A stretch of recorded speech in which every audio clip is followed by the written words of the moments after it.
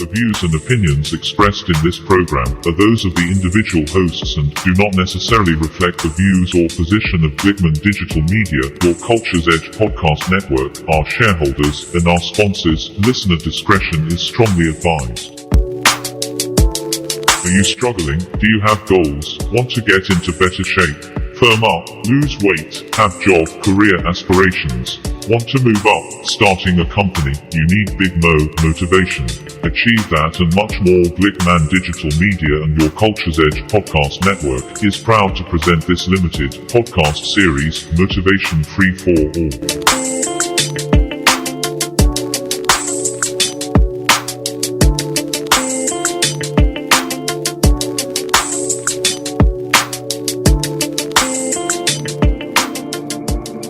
Out of the night that covers me, black as the pit from pole to pole, I thank whatever gods may be for my unconquerable soul.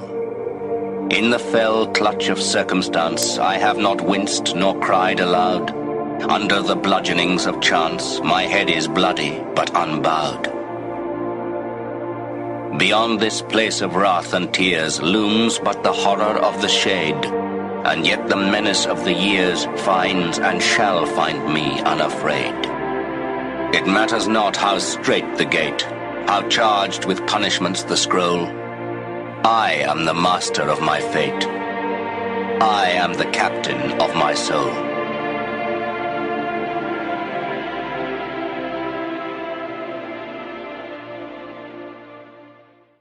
That education only gonna take you so far. I know a lot of people got degrees, man. They ain't even using it. It's your gift. But the only way for you to soar is you got to jump. You got to take that gift that's packed away on your back. You got to jump off that cliff and pull that cord.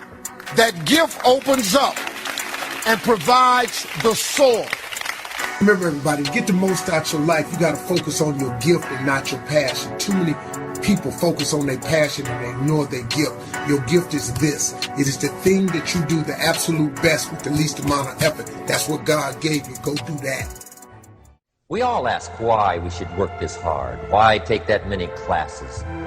Why go to school that many years? Why take the notes? Why read the book? Your better future is a dream for yourself and for your family.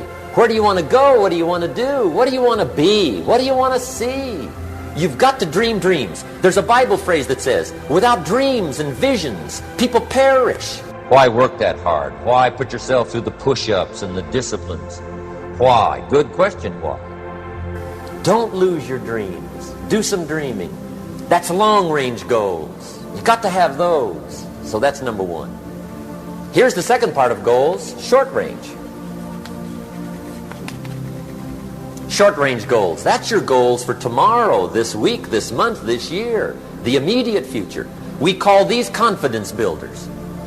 Best answer to why, I think, is the second question. Why not? Because if you set up something short-range, go for it. Get it. Latch onto it. Work hard. Accomplish it. That starts building your strong feelings to go for your dream. Why not see what you can make of yourself? Why not see how far you can go, how much you can see, how much you can earn, how much you can share? Why not? Right. What a way to live safe and secure. Don't ask for security. Ask for adventure. Why not see how many books you can read, how many classes you can take, how many skills you can develop? Better to live 30 years full of adventure than 100 years safe in the corner. Why not see how valuable you can become to the marketplace and to your friends and to your family? You can have more than you've got because you can become more than you are. And of course the other side of the coin reads, unless you change how you are, you'll always have what you got. Why not see what you can make of yourself? Why not see how far you can go, how much you can see? Income does not far exceed personal development. How much you can earn, how much you can share. Why not? You can actually increase your productivity by 50% by simply starting and completing your most important task first thing every day. So if you can do those three things, start with a list, organize the list by priority, and then start on and complete your most important task, you can double and triple your productivity. Most people never pick up the phone and call. Most people never ask. And that's what separates sometimes the people that do things from the people that just dream about them. If you're afraid of failing, you won't get very far. That you can learn anything you need to learn to achieve any goal you can set for yourself. All success skills are learnable. All business skills are learnable. All money-making skills are learnable. Everyone who is good at them today was at one time terrible at them.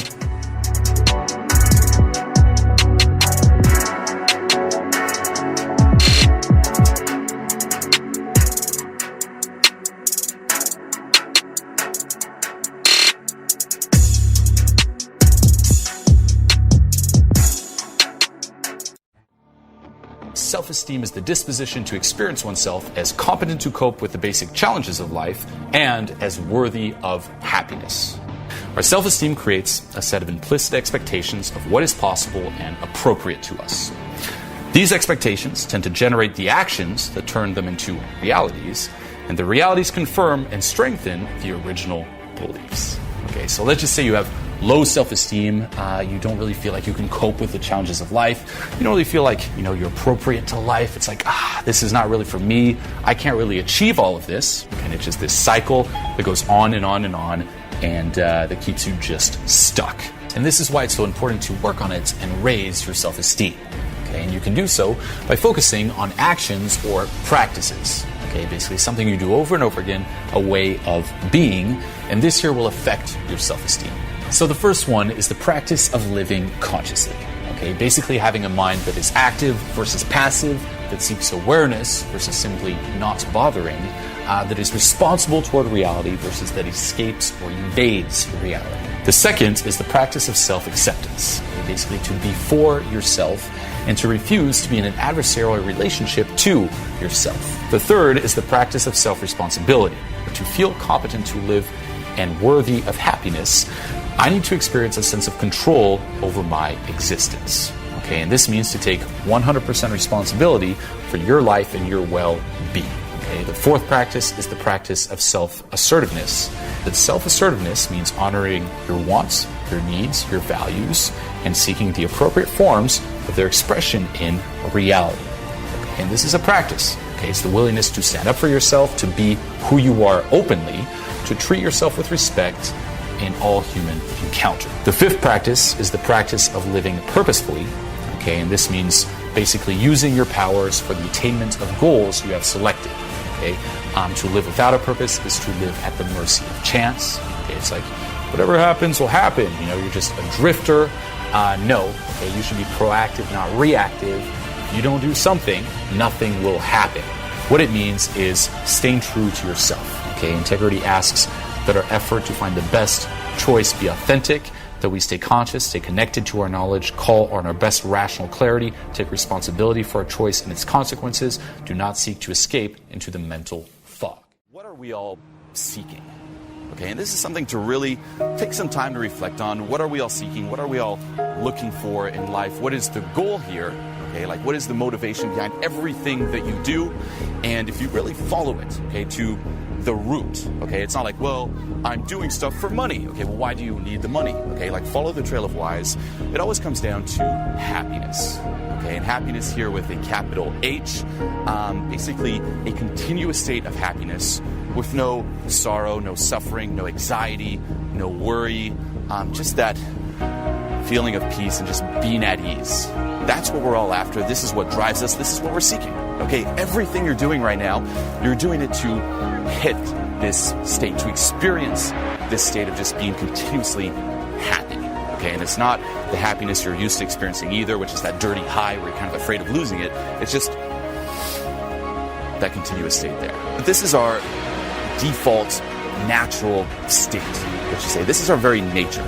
Okay, like being happy, the reason we're all seeking is that's actually what we are. Okay, we are this continuous state of just happiness with no sorrow, no suffering. Now, the mistake we make is we are this, but we tell ourselves that we're not. Okay, like that's our default. We're like, no.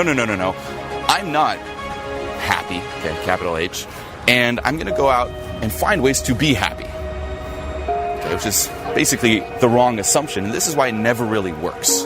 Okay, if you look around, yeah, people are achieving a lot. They're making a lot of money. They're getting a lot of, say, material things. Right now, you probably have a whole list. If I got this, I would be happy. But you can probably think of someone else who has those things who's not happy. It's like no one is finding it, and it's impossible to find it. Okay, if you really think of it this way, that's our nature, is being happy. We tell ourselves we're not happy. We seek that happiness externally, but because it's based on that wrong assumption, it just never works. Being happy is not something you grow into, it's something that you already are. Okay, and you realize that, like you get there by realizing that you're already there. That's it. It's something you just kind of sink into.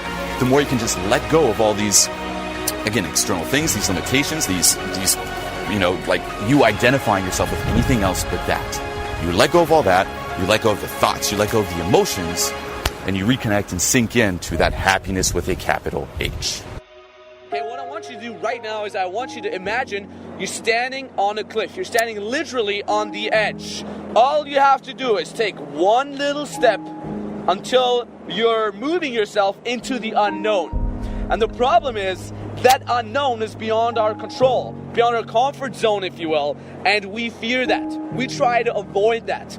We want to stay here with our two little feet on the ground where it's known, right? I'm standing here and I know nothing's going to happen, but the moment I move my feet just one step ahead, I'm in the unknown. I'm flying uncontrollably. I don't know what's going to happen. Fear will always fucking be here. And to be honest, we always have a fucking base level fear. As human beings, we are born in fear. If you're sitting here saying, I'm not afraid, you're shitting yourself, okay? You're fucking lying. Everybody here is afraid. And quite frankly, the more successful you get, the more and the higher levels of fear you will experience. The first thing we're trying to do when we're in a moment of one step into the unknown is we're thinking. We're trying to think through the whole problem. We're trying to think the problem away. It was like, let me just think. Let me just think. And even when you stand at a cliff, before you jump, you're like, let me just think this through. Let me just think this through. But there's one thing you got to be aware of. Thinking is not gonna get you down. Fear will never fucking go away.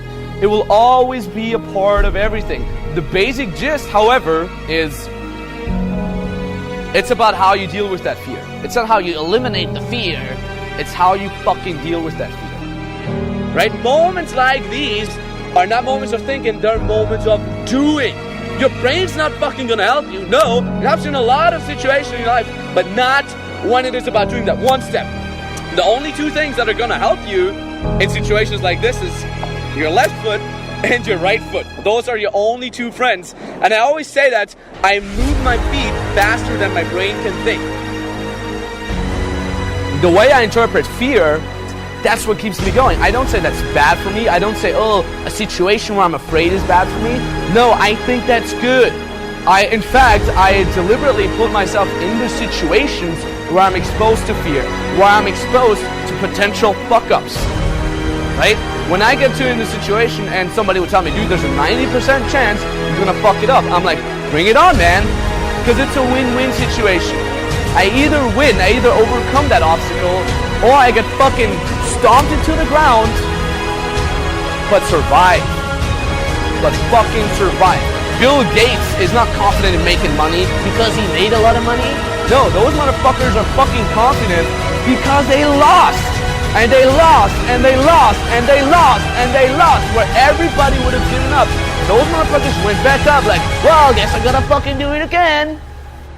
Stop thinking and move your feet into the unknown. Fly down, survive, and tell yourself you survived. Even if you land on your ass, you're most probably gonna survive, and you're never gonna regret it. Just do it. What is a king in my mind? And these are just expressions. A king is a man who just outclasses other guys. Most other guys are just kind of trying to get through the day. They're trying to just amuse themselves with little random diversions to get the day done. A guy who's a king is on his purpose. He knows what he wants out of life. He knows what vibe he wants around him. He has a good sense of personal boundaries. He knows what he's doing here. It's a cut above.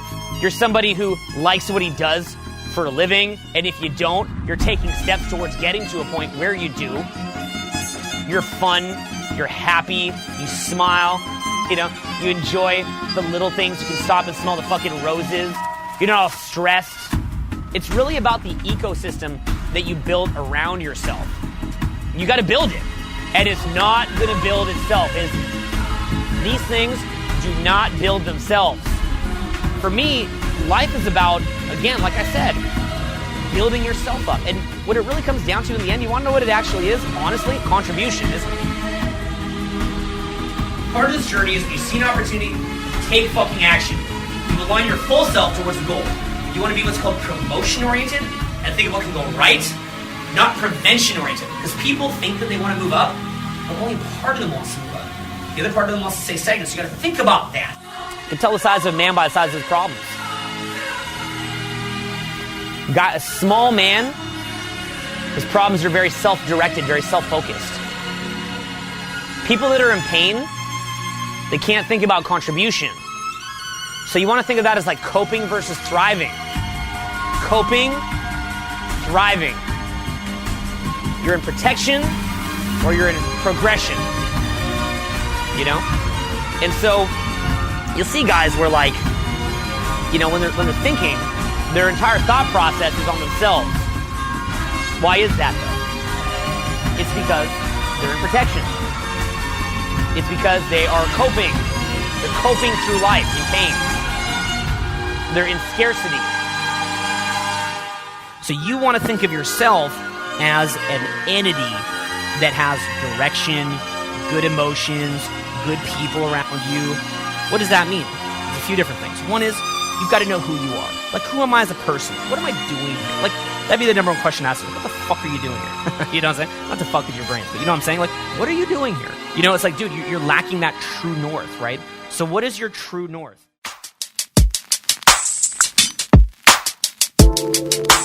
Thank you so much for listening to this ClickMenDigitalMedia.com special presentation.